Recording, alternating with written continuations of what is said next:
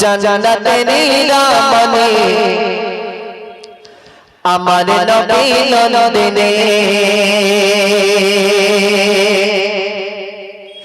কেমন ছিলেন তিনি শোনো তার কাহিনী জান্নাতে নিরামনে আমার নবী নন্দিনে। এটা তো দাও না রে তাকবীর। তাহলে জান্নাতের রমণী কে ছিল? এই কে ছিল? মা ফাতেমা, তাই তো নাকি? একটু মনোযোগ সহকারে শুনতে হবে। আল্লাহ রাসূলের বেটি ফাতেমা কেমন সংসারী ছিলেন আর আমাদের ঘরে ফাতেমা গুলো কেমন সংসার করে, একটু মনোযোগ সহকারে শুনবেন, আশা করি ভালো লাগবে। ঠিক আছে, কেউ কথা বলবে না। আমি যখন হাত দেখাবো শুধু সুবহানাল্লাহ হবে, হবে তো? হ্যাঁ, যাক মাশাআল্লাহ। শুন, প্রিয় কবিকে লিখছে, মনোযোগ সহকারে শুনে রাখুন। জান্নাতে নিরামনে আমার নবী নন্দিনে জান্নাতে নিরামনে আমার নবী নন্দিনে কেমন ছিলেন তিনি কেমন ছিলেন তিনি শোনো তার কাহিনী জান্নাতে নিরামনে আমার নবী নন্দিনে জান্নাতে নিরামনে আমার নবী নন্দিনে কেমন ছিলেন তিনি কেমন শোনো তার কাহিনী জান্নাতে নিরামনে আমার নবী নন্দিনে জান্নাতে নিরামনে আমার নবী নন্দিনে জানা চিনি না কাপাটা তো তার পানে জানা চিনি না কাপাটা তো তার পানে তো মা ফাতেমা তো মা ফাতেমা ছোট না পর্দা বিনে। জোরে হোক না সুবহানাল্লাহ। এই আর একটু জোরে হোক সুবহানাল্লাহ।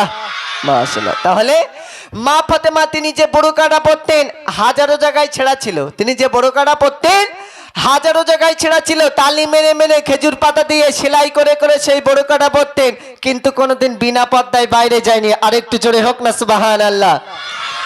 বিনা পর্দায় বাইরে যায়নি। আর আমাদের ঘরে ফাতেমাদের যদি একটু শাড়ির কোনা ছিঁড়ে যায় তো আমাদের ভাইদের দুপুরি বাস পড়ে। কেন বলেন দিনি?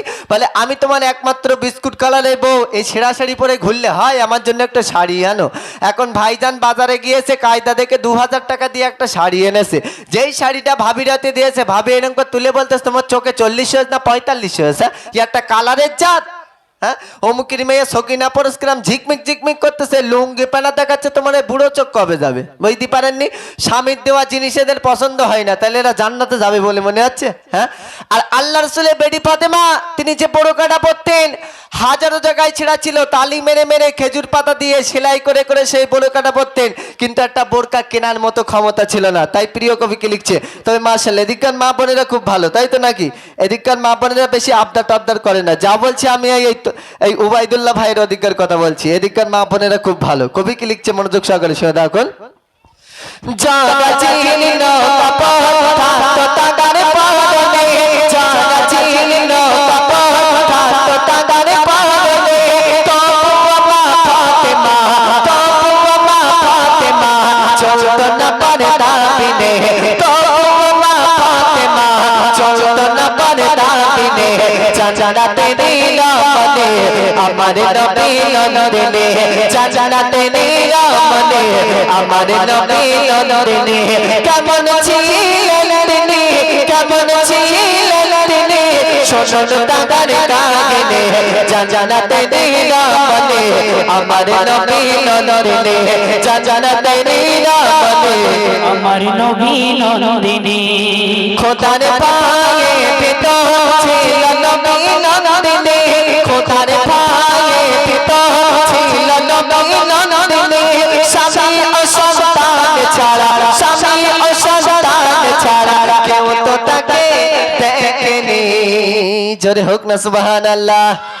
এই আর একটু জোরে হোক সুবহানাল্লাহ। তাহলে মা ফাতেমা মোটা ছিল না পাতলা ছিল? লম্বা ছিল না বেটে ছিল? স্বামী আর সন্তান ছাড়া কোনো বেগুনা পরপুরুষ দেখতে পাইনি। আর একটু জোরে হোক না সুবহানাল্লাহ।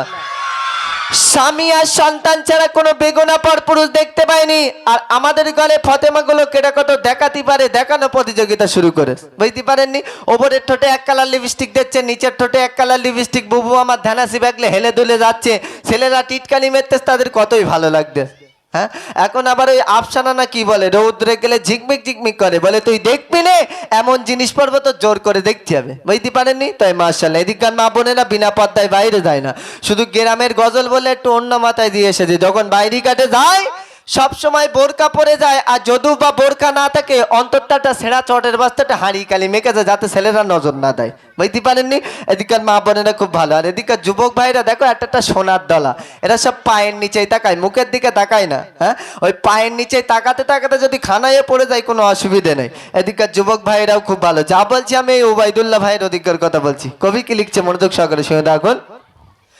খোদার পায়ে ভিতর ছিল নবী নন্দিনী, খোদার পায়ে ভিতর ছিল নবী নন্দিনী, স্বামী ও সন্তান ছাড়া, স্বামী ও সন্তান ছাড়া কেউ তো তাকে দেখেনি, স্বামী ও সন্তান ছাড়া কেউ তো তাকে দেখেনি, জানাতে নিরাপদে আমার নবী নন্দিনী, জানাতে নিরাপদে আমার নবী নন্দিনী, কেমন ছিলেন তিনি, কেমন ছিলেন তিনি, শোনুন দাদার কাহিনী, জানাতে নিরাপদে আমার নবী নন্দিনী, জানাতে নিরাপদে আমার নবী নন্দিনী। মৃত্যুকাল ফাতেমা, মৃত্যুকাল ফাতেমা, দেখে বল স্বামীকে, মৃত্যুকাল ফাতেমা, দেখে বল স্বামীকে, কাউকে কাছে নিয়ে দাফন, কাউকে কাছে নিয়ে দাফন করবে রাতের আধারে। জোরে হোক সুবহানাল্লাহ, আরেকটু জোরে হোক সুবহানাল্লাহ। তাহলে মা ফাতেমা মারা যাওয়ার আগে স্বামীকে ডেকে বললো, হে আমার প্রাণের স্বামী, আমি যখন মারা যাব, মারা যাওয়ার সময় যেন কাপন দাপনটা রাতের অন্ধকারে সারা হয়, আর জানাজাতে যেন বেশি লোক ডাকাডাকি করো না। কেন? কেননা আমি ফাতেমা চাই না কেমন দেখতে ছিলাম, মোটা ছিলাম না পাতলা ছিলাম, লম্বা ছিলাম না বেড়ে ছিলাম, কেউ যেন আশ না করতে পারে। আহা, কতটা পর্দা করতেন।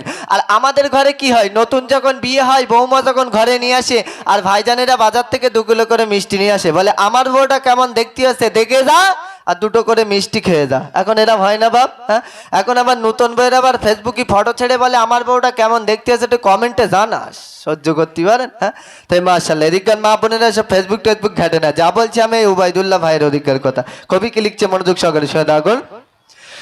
মৃত্যুকাল ফাতেমা, দেখে বল স্বামীকে, মৃত্যুকাল ফাতেমা, দেখে বল স্বামীকে, কাউকে না জানিয়ে দাফন, কাউকে না জানিয়ে দাফন করবে রাতের আধারে, কাউকে না জানিয়ে দাফন করবে রাতের আধারে, জানাতে নিরাপদে আমার নবী নন্দিনী, জানাতে নিরাপদে আমার নবী নন্দিনী, কেমন ছিলেন তিনি, কেমন ছিলেন তিনি, শোনুন দাদার কাহিনী, জানাতে নিরাপদে আমার নবী নন্দিনী, জানাতে নিরাপদে আমার নবী নন্দিনী।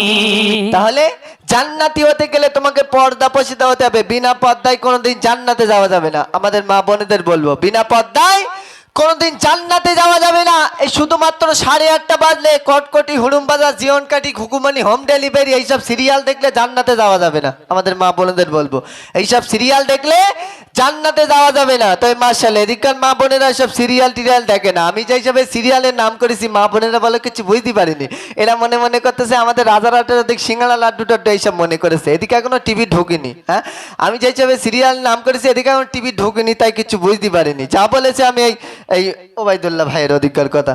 ওদিককার মা বোনেরা একটু বদমাইশ আছে, এদিককার মা বোনেরা সব কোরআনের হাফেজ।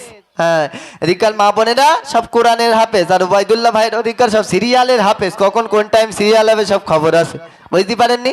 তাহলে জান্নাতি হতে গেলে তোমাকে পর্দা পশিদা হতে হবে, বিনা পর্দায় কোনোদিন জান্নাতে যাওয়া যাবে না। আল্লাহ রাসূলের বেটি ফাতেমা কেমন সংসারী ছিলেন সেইভাবে স্মরণ করে চলতে হবে, তবেই জান্নাতে যাওয়া যাবে। তাই স্বেচ্ছন্দে প্রিয় কবি কি বলছে একটু মনোযোগ সহকারে শুনে থাকুন। বলে কবি আর বাদ জানা যদি